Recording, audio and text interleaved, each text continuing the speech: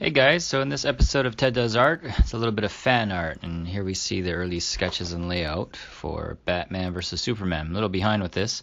I had originally done this sketch around when the movie came out and shelved it, and I brought it back because I wanted to finish it. You notice that I changed the drawing somewhat, and lately I've been revisiting my first love or first interest, which is more of a stylized cartoony approach. And I also fixed the pose. I didn't really like Superman's leg. My recent stuff has been this kind of quick rendered paintings. And what I decided to do, given this style that I was doing for this piece, is kind of go a mixture with a more stylized graphic shading combined with some of my more kind of quick renders. And you'll see that in further stages. So right after blocking all the color, flats that is, I started to put in the hard shadows, kind of, very, I guess, typical of a lot of these more stylized or cartoon or animated looks, or even Frank Miller. And I thought that was appropriate given that Batman, the fight between Batman and Superman, and even the armor that Batman is wearing was heavily inspired by Frank Miller's Dark Knight Returns.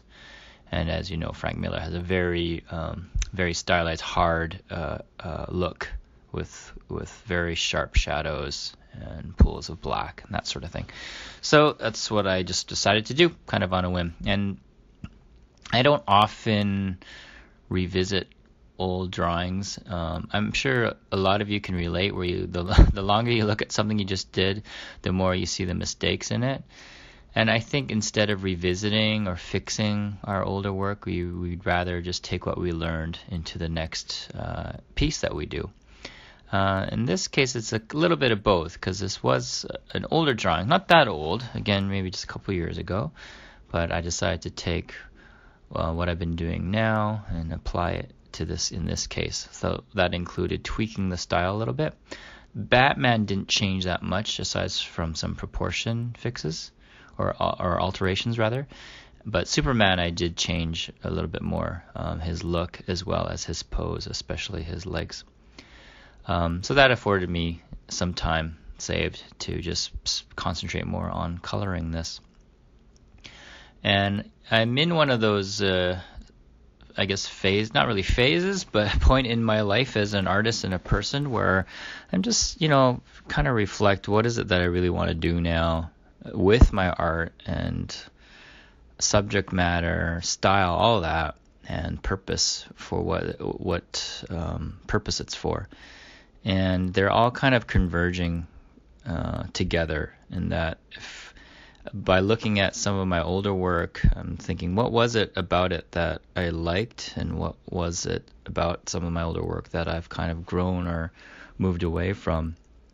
I think one thing that I did like about my older work, which I don't know if it got lost, but maybe just got put aside a little bit based on some other things I was doing, was maybe some more dynamic posing and perspective, foreshortening rather. And I'm kind of being conscious of revisiting those things a little bit more. And they often tend to work with very stylized pieces or associated with that. And so I'm gradually, reincorporating those things. So that's why when you look at the first drawing, which is still quite stylized, but the final version, I stylized it more and I pushed the foreshortening more. And I'm probably going to keep visiting or revisiting those aspects of my work, at least in the present and in the foreseeable future. And so that's what's happening here. And this is, all kind of being worked towards not only a piece like this, but also in terms of bigger goals. Like at some point, after I finish another art book, which I'm currently working on, is possibly do a graphic novel or some kind of themed book that includes at least some aspects of a comic book in it. And that's kind of the more long-term goal.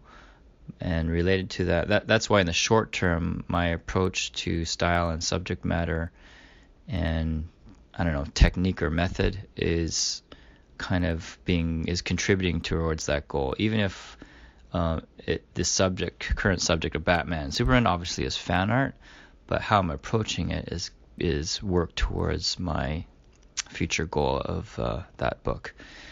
And so Batman here is almost done with the first stage of his shadows. And I'm going to do the same thing with Superman. Typically, as you've seen my past work, and many digital artists do, is approach grayscales first. And this is one of the few times, I think also because the colors are pretty simple, that I just started off with flat colors. To be fair, I did check the grayscale or values of them just to ensure that they read well. But again, just another way to kind of save time and just as well as, push myself and not to be always too comfortable in how we approach things. And so this also helped me save a little more time. Even though the way I normally work, colors don't take that long at all because I predominantly use in a color blend mode, and that's pretty instant. But, any moment or minutes that can be saved is not a bad thing. And so that's why in this case I thought, well, I'll just go straight into with flat colors rather than working with grayscale. The other thing is with the shadows, especially the flat one here, it's rather than pick colors, I just simply did it all in black and then put it on multiply and reduce the opacity. So that's another quick way of instantly getting a shade based on the color underneath it. And so that's, again, where this one. I think in all, this took about maybe 2 hours to do. And yeah, so that's not bad considering I typically take, 1 to 2 hours per character. And in this case, there's 2. So arguably that's about an hour per character. That's pretty good time, I guess, in completing this. So here now it's Superman's turn. And I think I'm a little more open now, personally, to doing fan art. I've always liked it. I've always liked seeing other fan art. But again, since time is so precious and limited, I'd rather do my own characters. But of course, just to kind of keep things fresh and change of pace or take a break, I thought I'd kind of start visiting more fan art.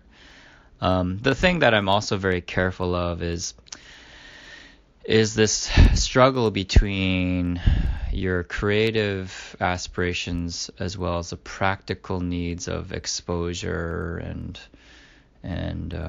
marketing, I guess. But I think you have to be very careful. I've mentioned this before. If you do fan art, it's an easier and quicker way to gain exposure.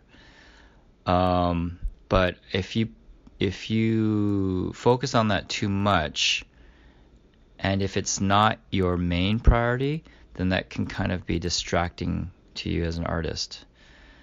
Now, this isn't a judgment call on some very amazing artists that only do fan art.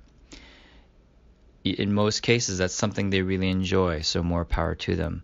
But if it's to gain exposure and popularity to help your reputation and sales, what have you, but that's a bigger priority than the enjoyment of the art you're doing, that can be dangerous, right? So that's the other reason why I don't do a lot of fan art, is because even though I enjoy it, I don't enjoy it as much as just doing my own stuff, because it's just personally satisfying. So that's how I gauge it. So in this particular case, I enjoyed it, so that's why I did it. And so anytime I post fan art, it's hopefully more with this conscious decision where I'm doing it because I really feel like doing it, as opposed to, oh, I need a little more exposure, or, and that is more of a concern earlier in the career, but I have no reason to have to think that way, because it's not about money. It's not about, oh, I'm struggling to earn a living. It's purely now more motivated about what do I want to do as an artist, and that keeps it authentic, and that also usually means you're more likely to enjoy what you're doing. Now, is it possible to do a character that you're a fan of and not enjoy it? Yeah, I think so, at least a little bit, if it's because of conflicted priorities, as I mentioned before. I think if I was forced to do fan art for the next month or something, the enjoyment would definitely start to decrease. Why? Because I would start to long for doing my own characters. So that's what it comes down to. So here, adding a final little touch. As you saw, I added more rendered secondary shadows and rendered lighting on top of the hard shadows. So that's what that blending of styles I'm talking about. And adding a bit of lightning for effect. And that's always fun, because then I can introduce a little bit of rim lighting. I also tweak Superman's eyes to give him that angry red glow. I think it's an effective thing, especially considering how much of a Boy Scout Superman is. Whenever you see those red eyes, though, it really changes the atmosphere or feeling or personality of who Superman is. Especially in the new films, where you kind of see the veins through the skin lightening. It's pretty effective looking. And now just a little quick touch of rim light coming off the lightning bolt. So it adds a little pop and a little extra contrast as we reach the end of this little piece here. So yeah, it was a lot of fun. I enjoyed it, and I think I am going to do more. There's going to be at least a couple more down the pipeline, some ideas I'm already thinking of. Of course, mixed in between my own work. And I think it's important to, continue changing up subject matter, changing up what you do, but at the same time being true to the things that you like and or that you're passionate about, because those are likely the things that are going to grow in your skill set. And that's kind of what it's all about, isn't it? As artists, we want to be satisfied with what we do. A little bit of a slight drop shadow just for extra pop. And it took a little bit behind as far as the movie goes, but better late than never. And here we have our two pivotal icons, two of the three in the DC Trinity, duking it out. I am thinking of doing Wonder Woman at some point as well, so we'll do a Wonder Woman piece in the end. One thing that I do tend to do is, even with fan art, is kind of tweak the design at least a little bit. So even though this is based off the film, I did change a couple things, and that just keeps it also hopefully fresh and interesting. So I hope that was enjoyable. I hope that gives you a little bit of insight about, at least in this case, how I approached this piece. And until next time, take care. Bye.